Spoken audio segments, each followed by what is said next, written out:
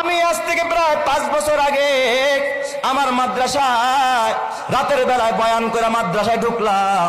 রাত্র তখন 3টা বাজে। আমি মাদ্রাসায় ঢোকার পরে আমার মাদ্রাসার বিল্ডিং এর সামনে দিয়ে আমি একটু পায়চারি হাঁটাহাঁটি করি, এটা আমার অভ্যাস। দেখি ছাত্রদের কোনো সমস্যা আছে কিনা। হঠাৎ দেখি বিল্ডিং এর সামনে দিয়ে হাঁটতেছি, গুনগুন গুনগুন করে কান্নার আওয়াজ। রাত্র 3টা। আমার কলিজায় যেন আঘাত হানতেছে। আল্লাহ, ও মালিক, গভীর রাত, মানুষ ঘুমায়, পশু পাখিরা ঘুমায়, এই রাতে আবার কে কাঁদে? হাঁটতে হাঁটতে যখন মসজিদের দিকে আগাইলাম, দেখি মসজিদের কেসি গেট দিয়া সামনে থেকে কান্নার আওয়াজ আসতেছে। বারান্দায় গিয়া মোবাইলের আলো জ্বালাইয়া যখন আলো মারলাম, তাকায়া দেখি মসজিদের ভিতরে আমার মাদ্রাসার 2টা এতিম বাচ্চা, ওরা বিনয়া বিনয়া মোনাজাত দিয়া কাঁদতেছে। আমার মনটা অনেক খারাপ হয়ে গেল। হারে মালিক, একটার বয়স 10 বছর, আর একটার বয়স 7 কি 8 বছরের বাচ্চা রাতের বেলায় কাঁদতেছে তাহাজ্জুদের নামাজ পড়া। মনে চাইলো ভিতরে ঢুকে একটু আদর করি, কিন্তু চিন্তা করলাম আয় হায়, আমি ঢুকলে ওরা আর কাঁদবে না, আমলটা নষ্ট হয়ে যাবে। আমি আর ভিতরে ঢুকলাম না, উপরে চলে গেলাম আমার রুমে, হুজরাখানায়। ফজরের আজান হলো, মসজিদে আসলাম। আমি কাতারে দিয়ে হাঁটতেছি আর তালাশ করতেছি, দেখি ওই বাচ্চা 2টা কোথায়।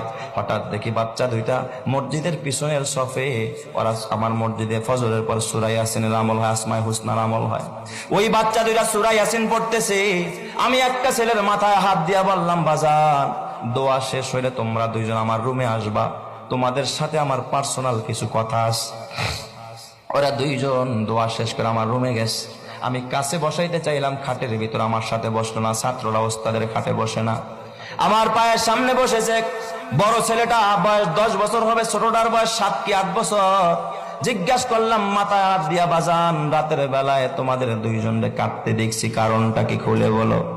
বড় ছেলেটাই জিজ্ঞাসা করার সঙ্গে সঙ্গে তাকায় দেখি হাউমাউ করে কাঁদতেছে, গাল বায়া বায়া পানির ফোঁটা পড়তেছে।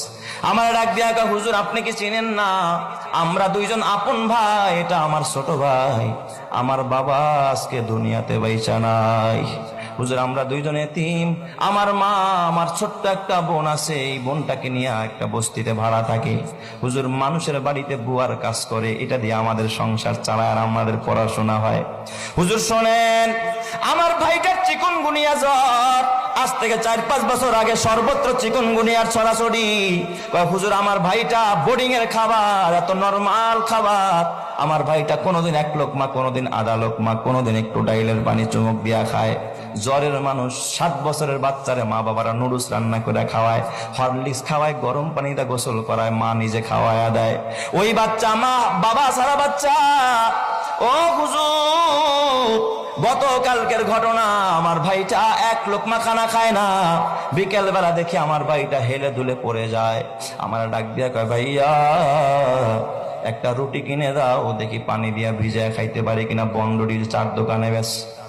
ওই ছেলেটা ডাক দিয়া বলে, উস্তাদ কসম আল্লাহ, আমার কাছে একটা রুটি কেনার মতো পয়সা নাই, ওরে আমি একটা রুটিও কিনে দিতে পারি নাই।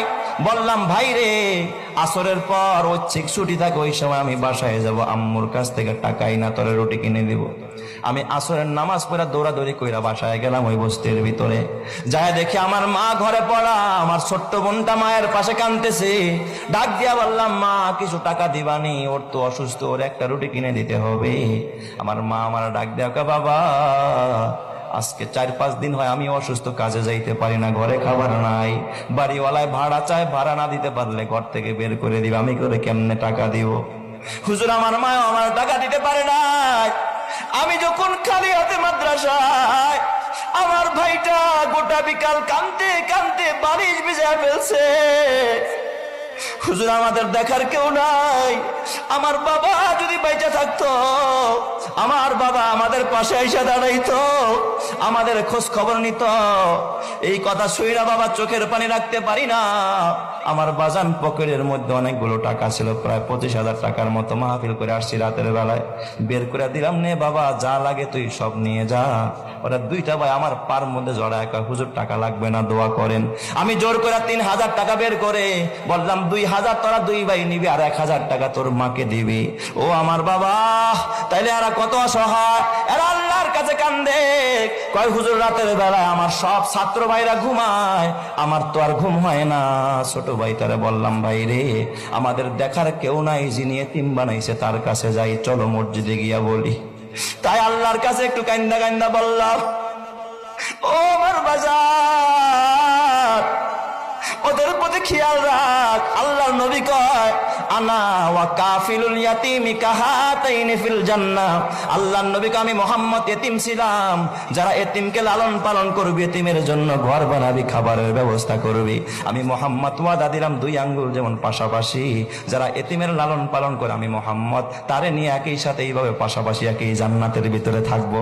সুবহানাল্লাহ। আল্লাহর নবী কয়, আনা ওয়া কাফিলুল ইয়াতিমি কাহাতাইনি ফিল জান্নাহ। ও আমার বাজার, ও অত্র এলাকার ও ধনী মানুষেরা, ও ভাড়াটিয়া ভাইয়েরা, ও ব্যবসায়ীরা, তোমার হাতে পায়ে ধরা বলি, যে এই সন্তানের জন্য এত স্বপ্ন, হতে পারে সন্তানের কারণে তোমাকে জাহান্নামে জ্বলতে হইতে পারে, আর এই যে মাদ্রাসার একজন এতিমকে খুশি করবা, এতিমের খাবারের ব্যবস্থা করবা, বিনিময়ে আমার রব্বুল আলামিন তোমাকে জান্নাত দান করবে। জোরে কোন সুবহানাল্লাহ।